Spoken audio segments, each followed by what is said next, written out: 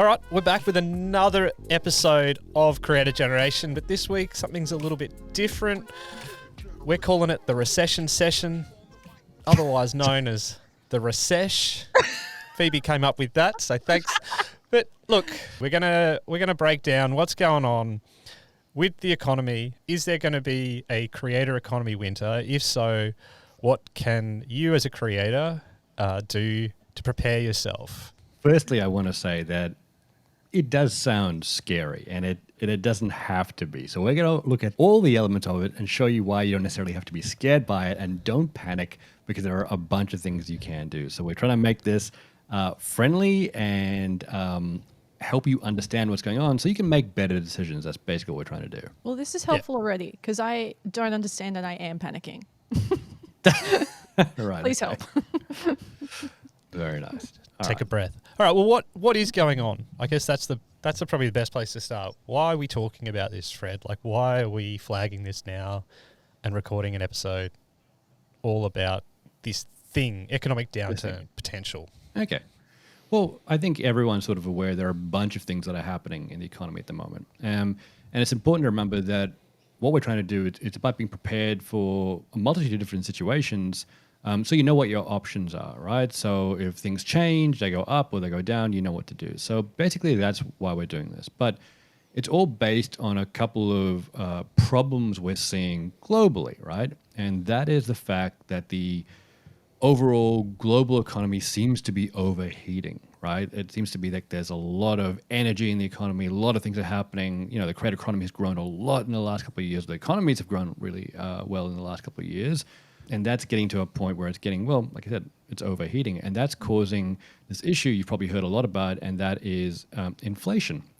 Right now, inflation in a nutshell basically means that things, like goods and services, things you'd like to buy or need to buy, are just getting more expensive and harder to purchase. And that can't continue. We have to rein that in. Otherwise, no one really ever be able to afford anything. So that's kind of where we see ourselves right now.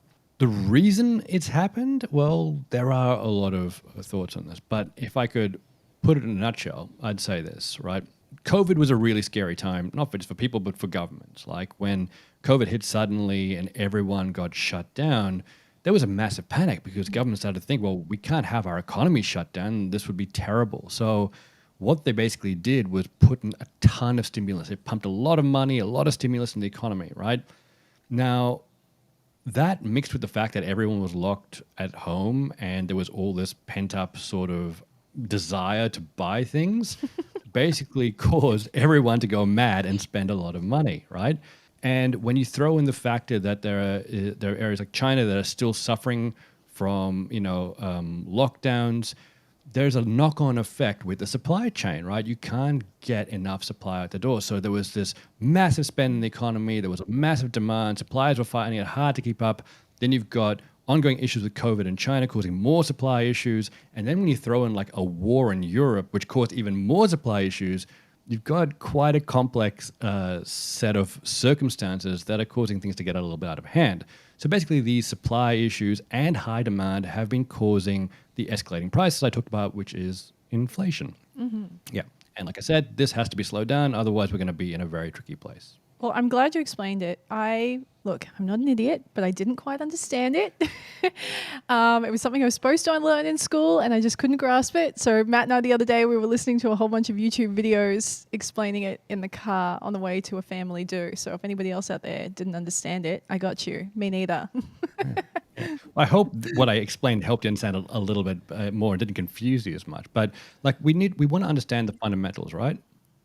On all that learning that you and Matt did, Phoebe, do you have a really short, fast nutshell of like Fred set up the context and the premise? What's your nutshell? Like, I'm super keen to hear Phoebe translate. Oh no, okay. This is really putting me on the spot. I feel like I'm being called on by the teacher to speak in class to check. No, not like in a real like lecturer or teacher way, like just down to earth Phoebe way. Okay, all right.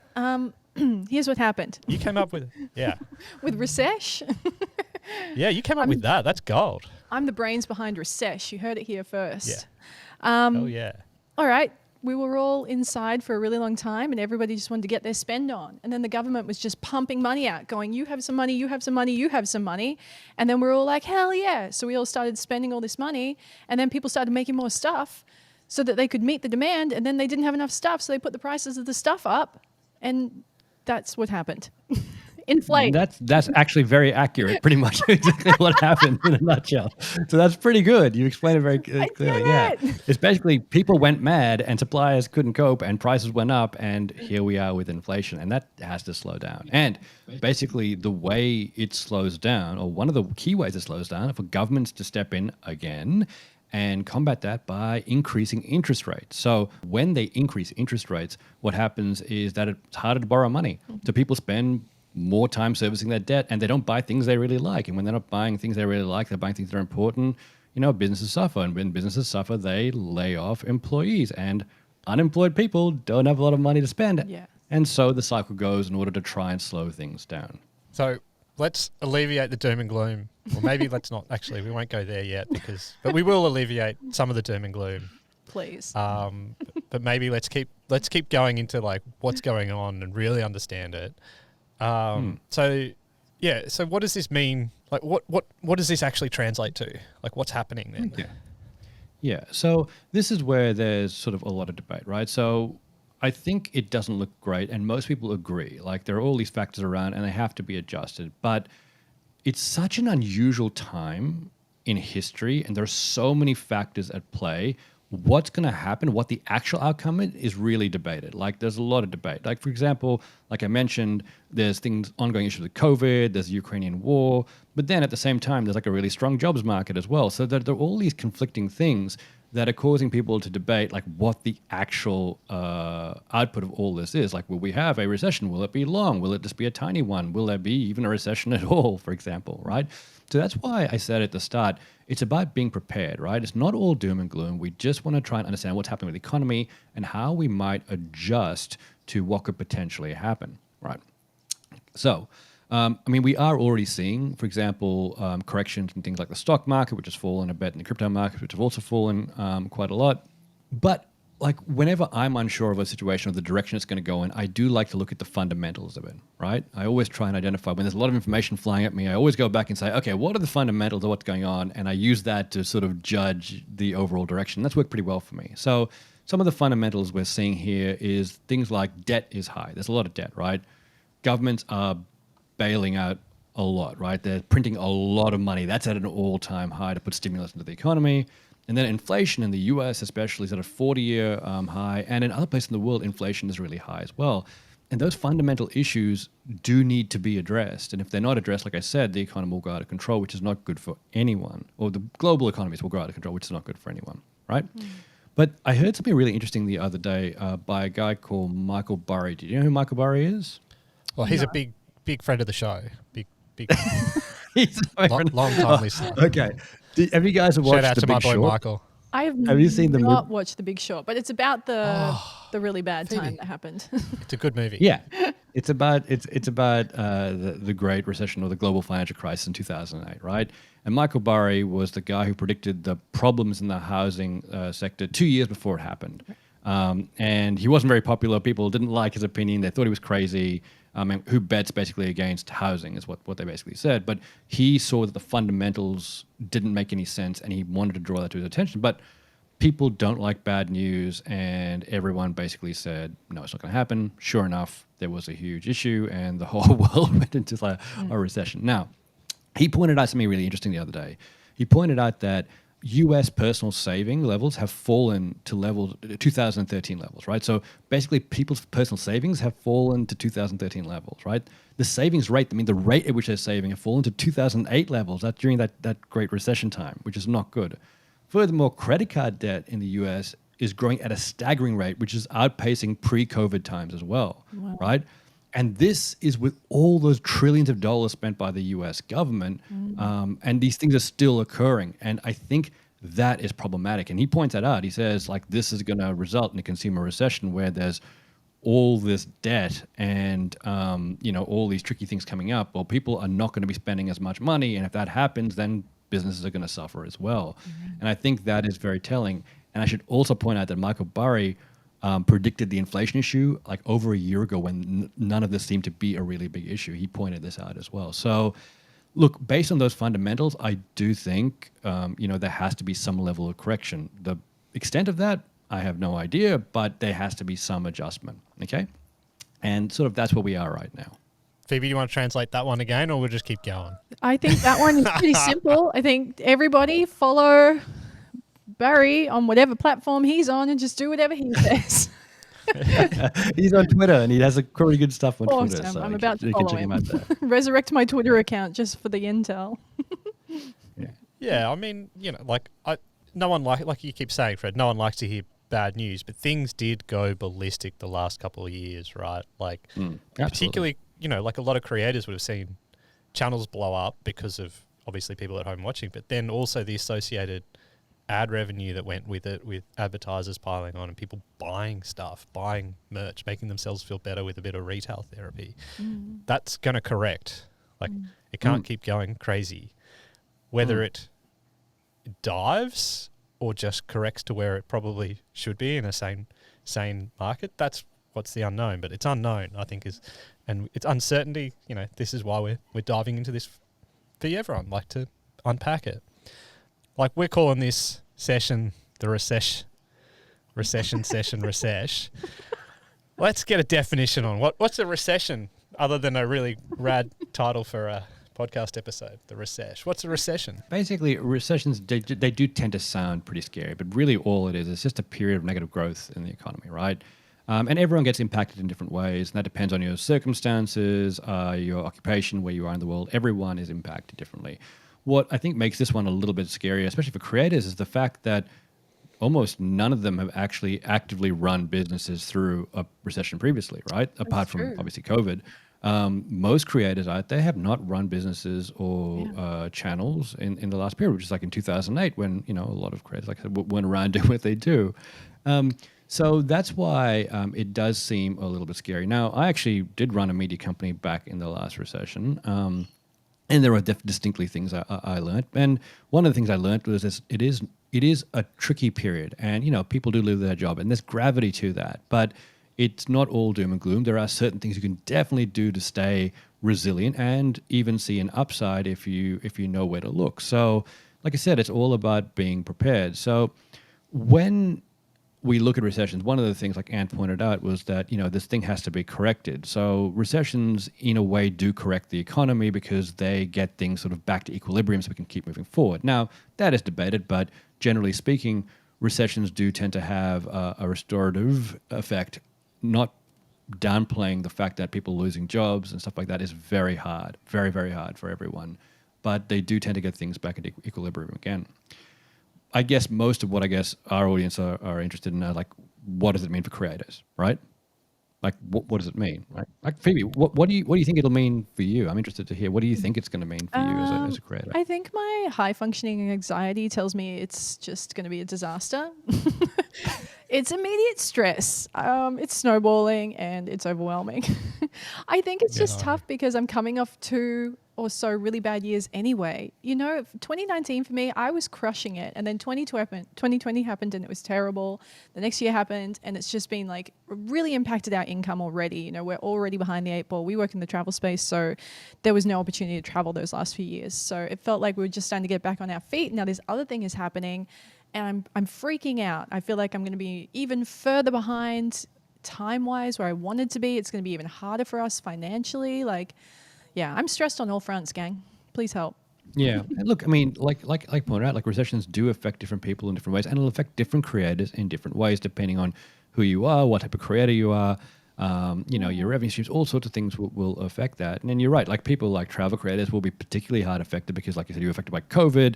And if recessions happen and people don't travel as much, all those issues happen. So, travel is one of those industries that's sort of like at that forefront element. Whenever something happens in the economy, it's so heavily affected. It goes up and down like a yo-yo, right? So it varies for everyone, but there are definitely things you can do to hopefully make yourself a little bit more robust, right? Mm-hmm. But there are certain things that are likely to happen and are likely to impact creators. So I guess the first thing we look at is that consumers, or in your case, your viewers, will be spending less money. Like we pointed out before, if there's less money available, they will be spending less money. Right. And that happens in any recession. In a nutshell, basically what that means is they'll have less discretionary spending. They're going to spend less on the things they really like, right? They have to spend more on things that they need more than things that they really like. Secondly, advertisers will feel this as well, and they'll be spending less to adjust. So you will see a drop typically in your rates, lower RPMs and CPMs will come out of that. And then there's also the fact that brand deals will obviously also be affected. So brands and agencies may not have as much to spend on integrations and partnerships. So you're going to see things like that happen with creators too. And look, that's going to knock on to a bunch of other revenue sources as well. But generally, you tend to see that cascading effect based on what I mentioned above, right?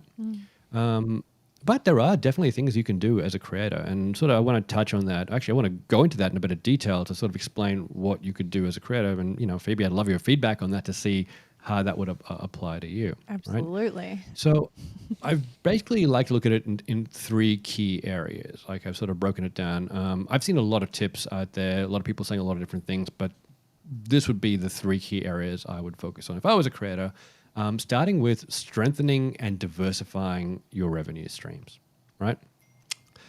It's important to realize that just because brands might be spending less doesn't mean they're spending nothing. Advertisers and brands will still need to spend money, right? I just think they're going to be making smarter choices with their money, right?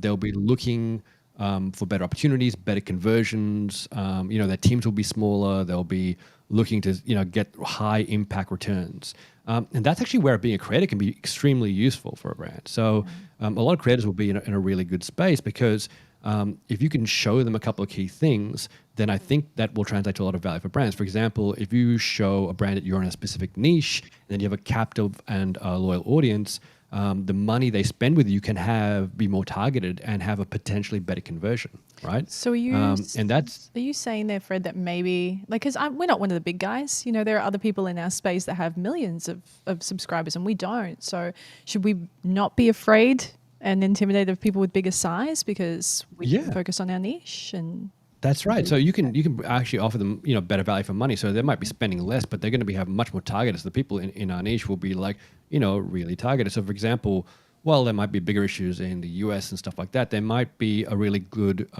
local tourism market. Right. And you can go to local tour operators and say, hey, look, we have a very good local following in these areas. You can advertise with us in a very cost-effective way and be very targeted. So you're going to get a better conversion rate. And if you can show them that will be really handy. So what I would recommend right now is looking at brands that suit your audience and your niche, right?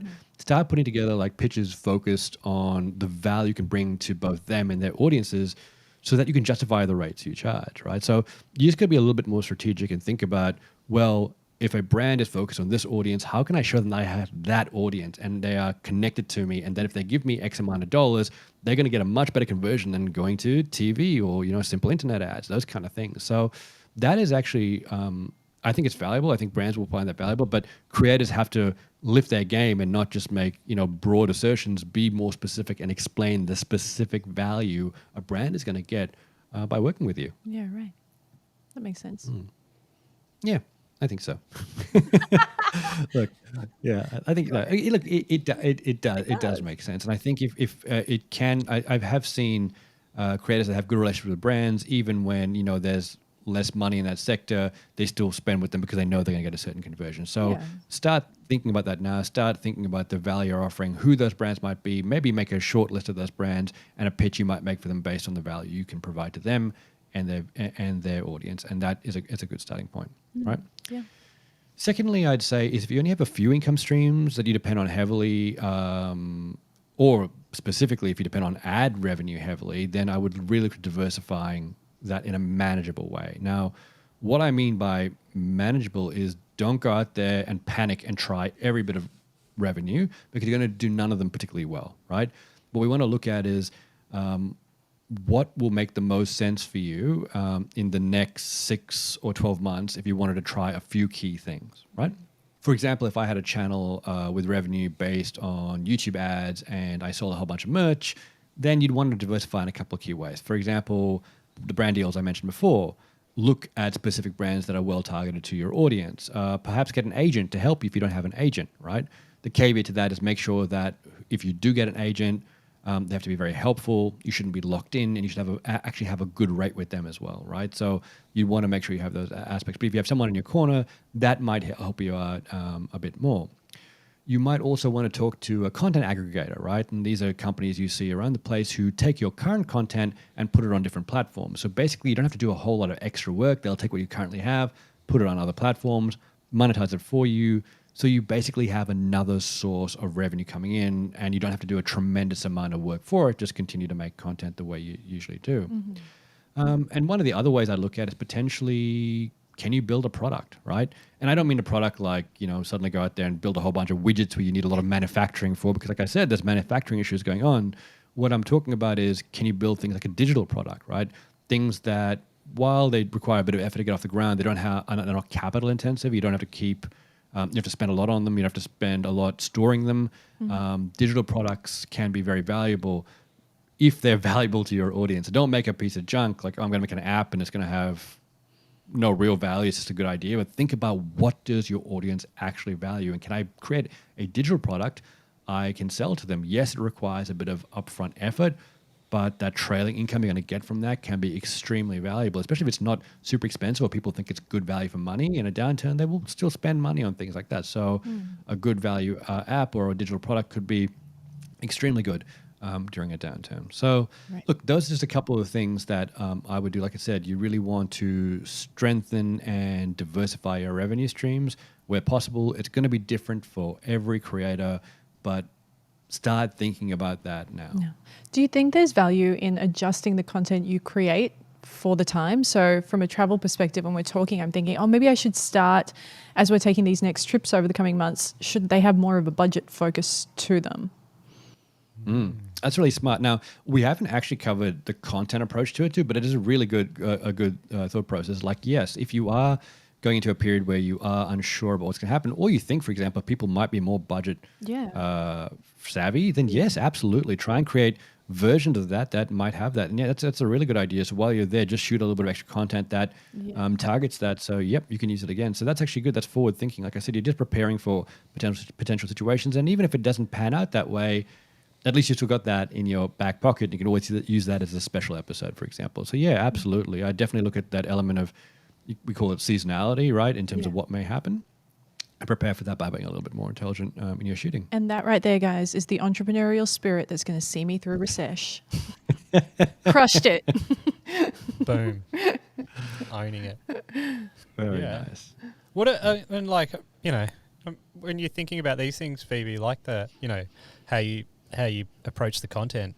Yeah. Any of the other things popping out to you? Like, are there a product or something that you guys can do that brings value to your audience, but obviously absolutely revenue to you guys? For sure. I know Matt's been toying with the idea of a digital product for quite some time. So maybe now is the kind of fuel that we need to get started on that. So yeah, maybe it's just time to start thinking about all those little side projects we've been putting off and maybe get them started as a little bit of a security blanket. Who doesn't want more money, right? Whether it happens or not, who doesn't want more money?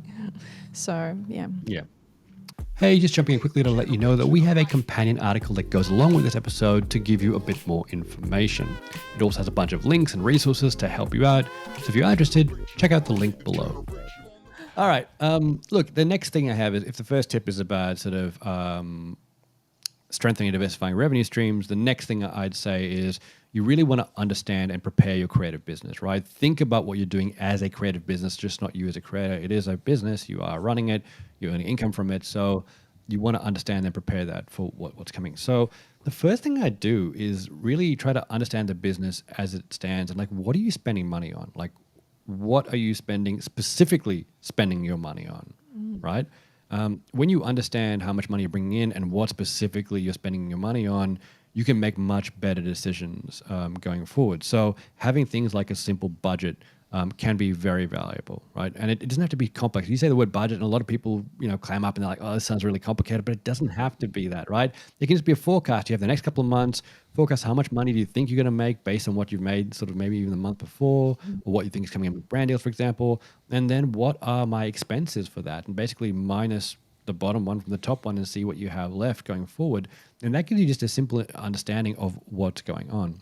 For example, in our business, like we'll estimate our at least 12 months worth of expenses. And we've done it a number of times over the years, so we get pretty accurate at what's happening, but we adjust that on a month by month basis so that adjusts going forward, so we understand where we're sitting. And a lot of advanced creditors who maybe have accountants to help them out will do the same kind of thing. They need to understand what's happening, how much they're earning, and how much they're spending. So just make a simple budget to understand where you are. Like, I can't tell you how many creditors I've talked to who have zero or little understanding about their cash situation. Like, I talked to one the other day and I'm like, oh, how much is this costing you? They're like, oh, I don't know. This much. It just, if it sounds like the right thing to do, I'll do it. But like, that kind of thinking can be dangerous, because if you end up having less money and you don't know what you're spending your money on, you may overspend and you're going to be in a really tricky situation really fast, right? So that is something to consider. Particularly if you're talking things like your reliance on AdSense with YouTube. Yeah. Right. That can be lumpy, right? Like, who knows if the rug can get pulled out from underneath you. Mm-hmm. And if you don't know what that's going to be, that's not a fun place to be. Anyway, enough doom and gloom. Thanks for the reminder. No doom and gloom. But reality, it's not doom and gloom. It's just being ready. No. Yeah. It's being prepared. The other thing you can do in being prepared is basically putting aside some spare funds, right? Yeah. Basically, if you have a bit of spare funds, put it aside and say, I'm not touching this. This is the amount I'm going to use if things get out of hand. Now, often creditors will say, well, I'm pretty sure I can predict sort of what's going to happen with me going forward. The thing about this, especially in an economic downturn, is that while you might be a little bit more certain about what's happening to you, there are other people that it'll impact, and they will impact on you, right? So, for example, you might do a brand deal, which you like, and then the brand is delayed in paying you because they're not getting their money from another source, right? So it may be a month or two out before you get the money. Yeah. So that's where you have a fund like that to help you through. So it's not just about you, it's about everyone who's suffering around you. So this fund is basically there to help as a bit of a buffer if things get a little bit out of control. So that's why I recommend putting that money aside. The amount varies for everyone. Everyone will have a different amount. Yeah. For us, for example, we keep a couple of months spare because we can afford it, but other companies will spend, can sometimes have less or have more. It's up to them. Now, like I mentioned before, I went through an economic downturn, a recession with a company. When we went through that, the first time in 2008, we decided before that we were going to focus on clients who were more resilient in downturns, right? So we worked with health, we worked with government, and we worked with resources, because where we were in the world, they were pretty strong regardless of what was happening. And when the downturn happened, the company was fine because all our clients were based in those areas. They had enough money, so we had enough money. In fact, we actually grew through that period. A couple of years later, we went through what we call like a black swan event, like something that just comes out of nowhere, like COVID, right? And that was a big flooding situation in our city. And that really hit the local economy hard because no one was really prepared for that. And the knock-on effect with even having local clients was that everyone stopped spending for a while they adjusted and fixed resources and infrastructure. So while the fundamentals of the economy weren't too bad, the problem we were having is that no one was spending, and that's where our cash reserve was really handy, having that pull us through that period without there causing too many knock-on effects. So, while we prepared for that first big one, which we could predict a little bit, like having that extra funds aside really helped us with those things that we couldn't predict when they came up. So those extra funds do come in really handy. Like I said, it doesn't have to be much. Just put a little bit aside. And just the idea of having it there is like peace of mind. Oh, I have that there. And you feel a lot more confident and a lot more at ease just by knowing that exists. That's something we do, actually. Look, I don't do a lot of things right, but I do that one. That's one we do. And it does. It takes that stress off you. Like, okay, no matter what happens, I know I'm not going to starve. I'm going to be okay. Yeah. The power will stay on. Everything will work out. Yeah. It's kind of like when you hedge your bets. Like if you think of a situation, you're like, oh, what's the worst that could happen? And if you know what that is and you have a couple of outs, then you feel a whole lot more calm going into the situation. And when you're more calm and less panicky, then everything seems to work out a whole lot better. Yeah, right? Absolutely. Yeah. And look, you're going to make better decisions, right? Make better decisions, guys. You're going to make better decisions if you're not freaking out. That's true. Yeah. And look, the last thing I'd say as a creator, if you're looking at understanding and preparing your creative business, is put together a help network, right?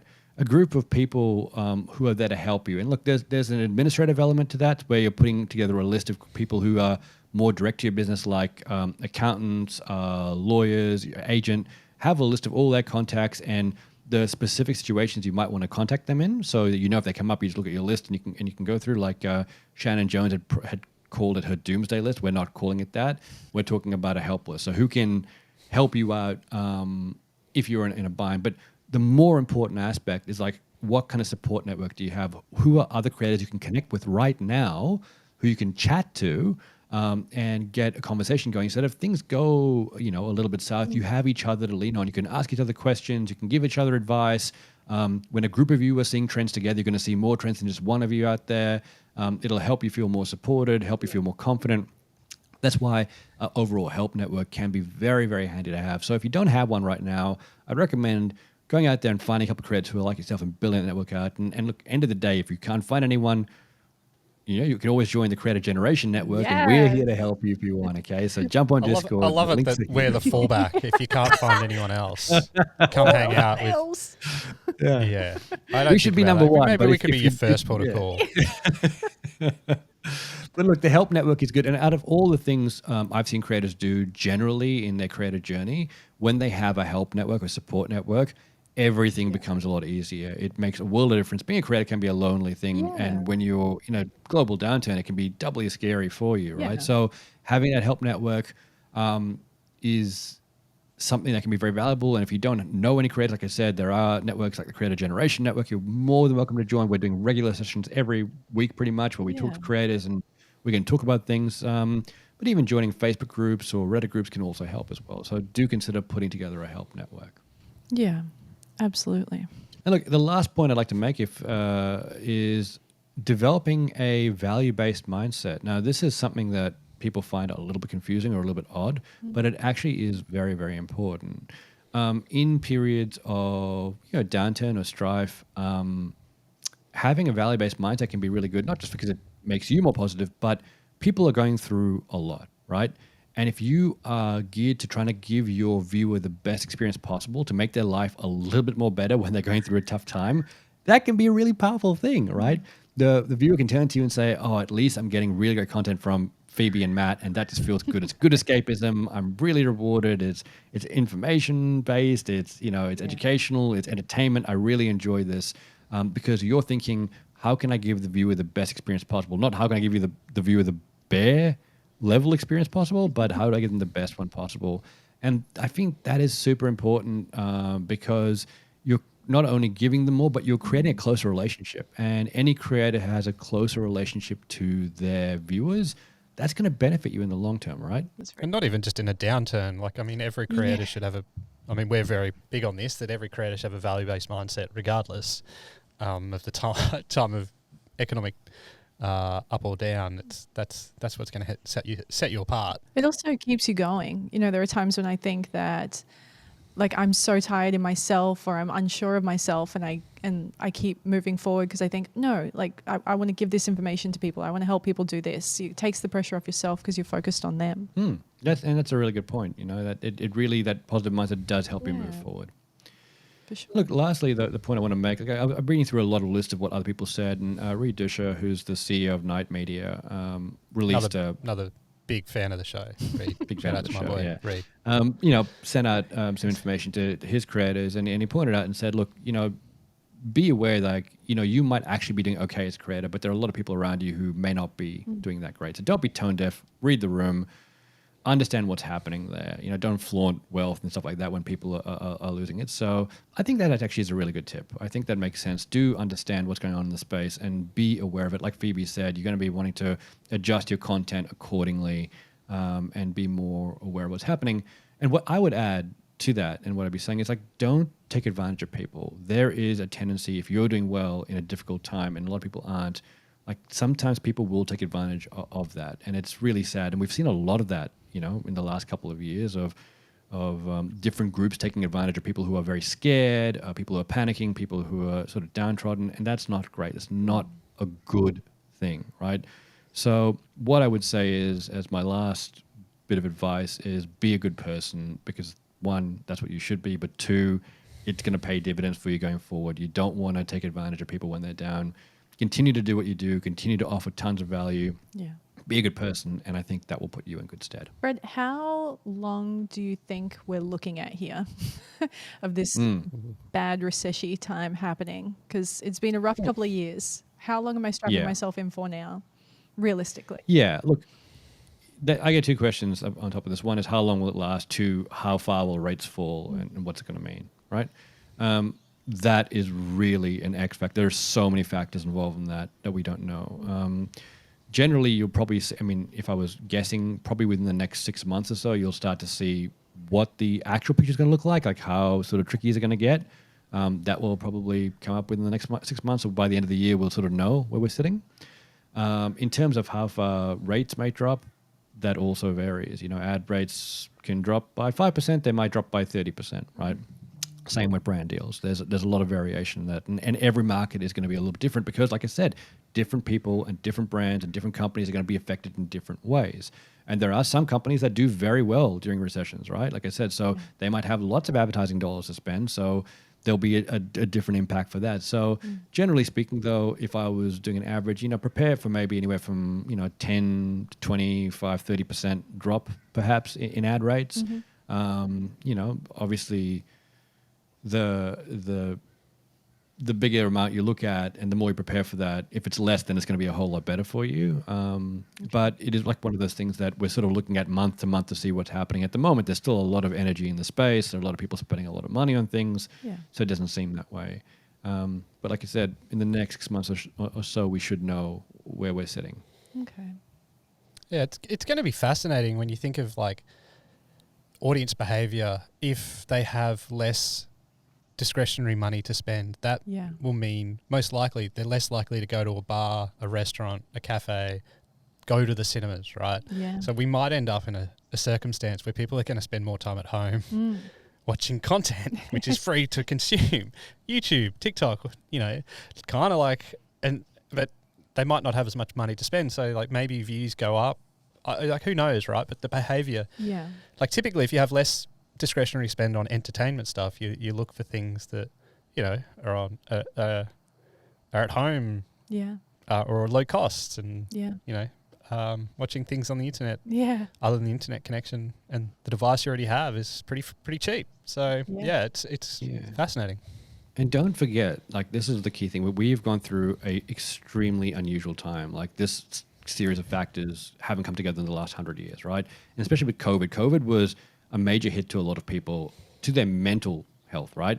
They didn't like being locked up. They didn't like not being able to spend and being free. And we are so used to being free now that we will strive towards that, right? We will gear us towards that. So maybe, the general population's mindset is like, I just want to get out there and do stuff. And that energy and that positivity might push things in the correct direction sooner. You never know, right? So those are the things, like people are fairly resilient in a society that is so consumerist and so wanting to get out there and do things. We might keep forging on. So look, like I said, there are a bunch of factors. No one exactly knows. Like I said, the fundamentals, there are some fundamental problems and they do need to be corrected.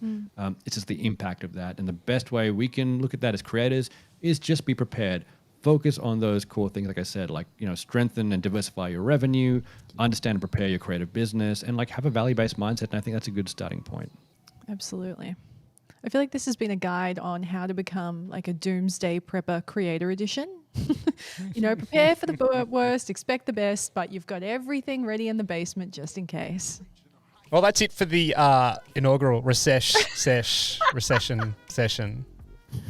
Thanks for hanging out with us. Don't panic. Get prepared. We'll see you next time. See you again. Next time. Bye. See ya. Create a generation. Look on the mic.